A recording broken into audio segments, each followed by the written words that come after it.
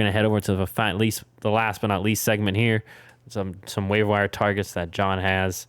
And as you can already tell, immediate headlining is Mr. Chuba Hubbard for the Carolina Panthers. But John, you can take it away. Yeah, so this week's waiver wire pickups, once again, as I say every week, do not sleep on the waiver wire. That can be the difference in you winning your league.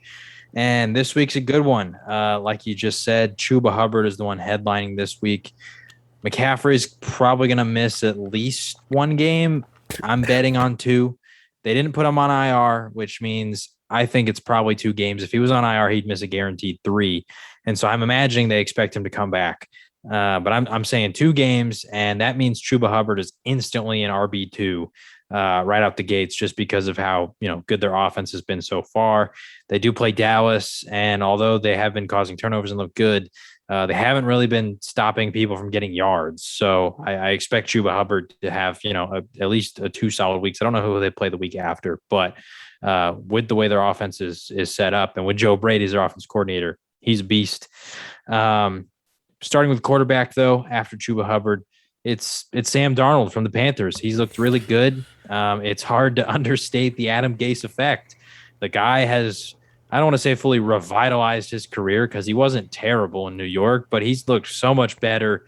Finally having an offense with a competent offensive coordinator, some solid weapons, an offensive line who can, keep him upright, and obviously, the talent that they have in the running game. So Sam Darnold, once again, the fantasy is pretty deep at quarterback. If you're in a 2 QB league, I'm imagining that this guy's already starting in that sort of a league. He's my QB1.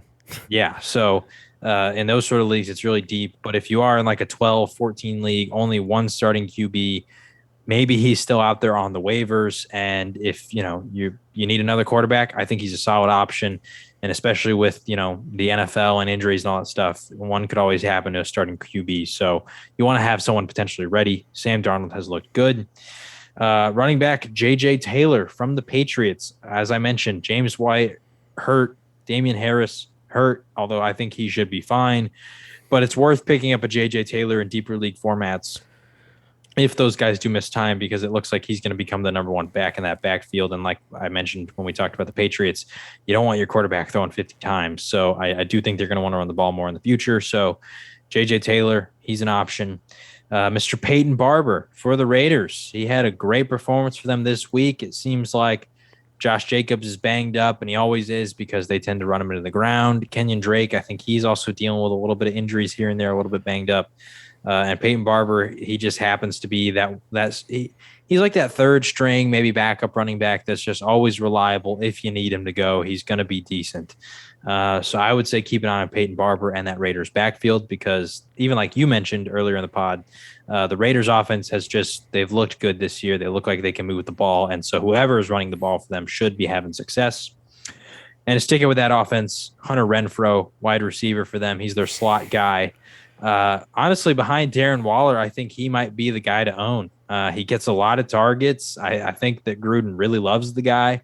Henry Ruggs and Brian Edwards on the outsides, it seems a little inconsistent on the workloads they may be getting. Now, Ruggs has had 2 good weeks in a row, but overall, I expect more inconsistency. And so I would say that Hunter Renfrow, he might be the guy to get. I think in PPR formats so far, he's had 3 straight double-digit performances. So yeah, well, it depends on what PPR too. If you're 0.5, like our dynasty, yeah, then he has 1 week full PPR. I believe he has. But as a Hunter Renfrow owner, I can't say model of consistency. Week 1, targeted 9 times, but he had six catches, 70 yards. Our league's 0.5 PPR, 10 points.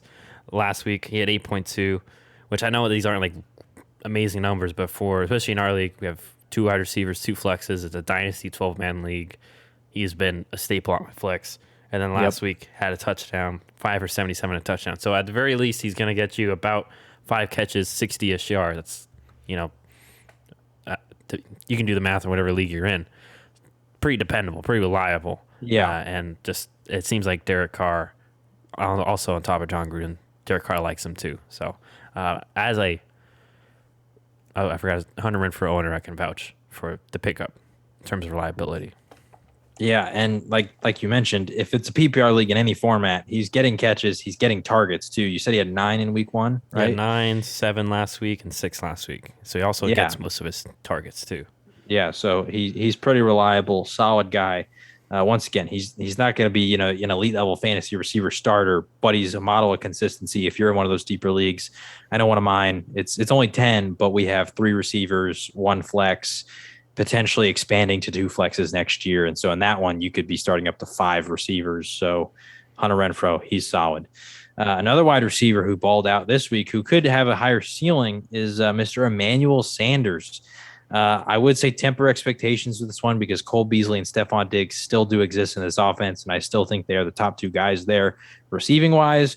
But Emmanuel Sanders, he's a great veteran, and it looked like he and Josh Allen had an awesome week this one. And so, I'm not going to say that he's going to be super consistent, but I think that he does have the upside because he plays in a high octane offense with a really good quarterback. That's someone you want to own in that sort of passing attack. Also, I'm surprised he's still available in most leagues. I think he's only rostered in about 20% of leagues right now. It is Terrace Marshall Jr. from the Panthers.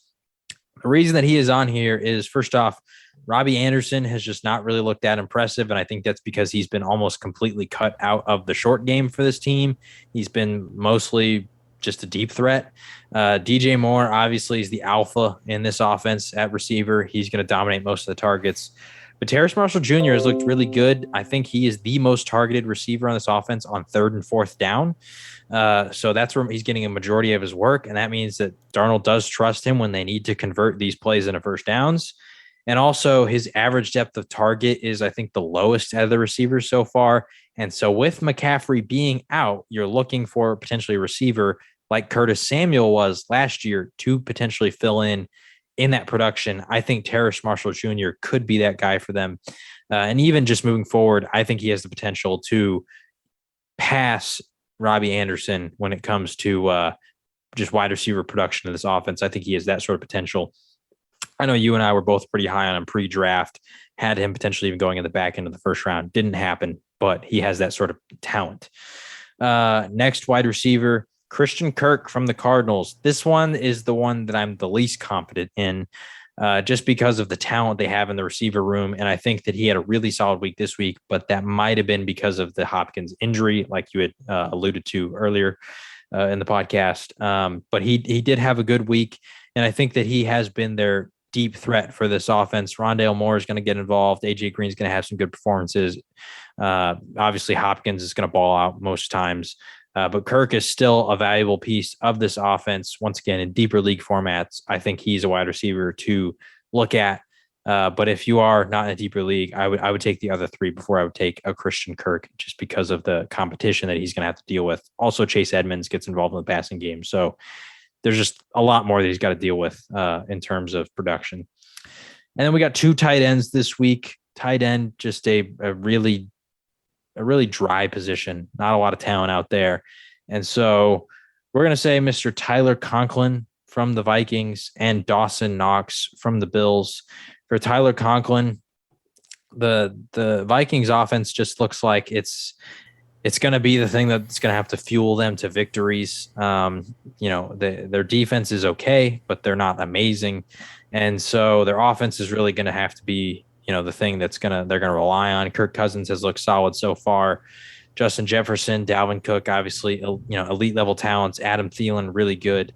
But Tyler Conklin, it seems like he could be, starting to make a name for himself. I think he had a really solid week, either this week or last. I can't remember which one. This week, yeah, against Seattle. So obviously, he's not going to be a weekly starter, but if you're on your tight ends on a bye week or something along those lines, Tyler Conklin could be someone that you pick up to start in the midst of that if he has a friendly matchup like they did against Seattle. And then Dawson Knox, once again, dry position at tight end, not going to be a weekly starter, but I think he led the team in targets this week. I might be wrong on that. They spread the ball around a lot. He might be behind. I'm going to check because I don't want you to quote me on that. I think he might have been behind Emmanuel Sanders. Bills, Washington. Bills. Okay, no, he did not. He only had 5 targets actually, so he was behind both Cole Beasley at 13 and Stephon Diggs who had 10. Emmanuel Sanders had 6, so they're right there in line. But he had 4 catches, 49 yards, and a touchdown. So he had a solid performance. Once again, high octane offense, and those sort of offenses that can put up a lot of points. You really, most of the players are going to be invested, and we're seeing that right with the Cowboys. Tony Pollard, Zeke, CeeDee Lamb, Amari Cooper, even Michael Gallup, all rostered in most leagues. The Chiefs, Travis Kelce, Edward Solaire, Tyreek Hill, Mecole Hardman. These sort of offenses, guys get rostered. The Bills are no different. They can put up a lot of points and they can do it fast, especially when Josh Allen is playing like he did against Washington. And they don't have an amazing run game, so they do tend to pass a lot. And so Stephon Diggs, Cole Beasley, Emmanuel Sanders, Gabriel Davis, Dawson Knox, these kind of guys are guys that you should definitely be considering putting on your team. So those are the waiver wire pickups this week. Not the deepest of weeks, but I think that there are a lot of guys who are reasonable flex options. And then you got Mr. Chuba Hubbard, who, like I said, instant RB2. If you can pick him up, I would play him as long as he is the starter. And that is all I got for week 4. All righty. So that's going to wrap it up for this one. We'll be back. Oh, that's what I was going to do. I was sitting here staring at my phone. What am I supposed to do? Let me pull up the Thursday night, which is, I'm forgetting, it's Jacksonville and... Cincinnati. So imagine Cincinnati's favored. Question is by how much? Bengals favored by 7.5. Who are you taking? I'm going to go with the Bengals. They've been surprised. They've been solid, especially on defense. Offense has been, pretty solid or better. And I just don't see on a short week what Urban Meyer can do to change around this defense, because it's obvious that the defense isn't very good. The offense isn't very good either. So at least scheme wise. So yeah, going Cincinnati to win and cover. Yeah, I'm going Cincinnati as well. Jacksonville just turns the ball over too much for me to really be confident in them. Yeah. So, and also, I'll mention the pick spot. But yeah, so you're both going Cincinnati to cover. Don't let me forget. It's officially on video, so we'll go and do that. But once again, if you like what you saw, or just if you're supporting us, please like, comment, subscribe. That stuff's all free. Feel free to give us comments wherever you're watching or on our posts. Like John mentioned, on our Instagram is @ShutUpAndBallPod. Our Twitter, TikTok, or handles are @ShutUpAndBall, and then we have a Facebook page, which is Shut Up and Ball.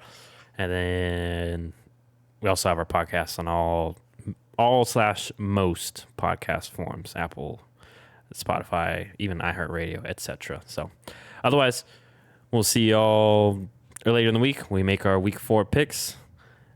Everyone, have a nice night.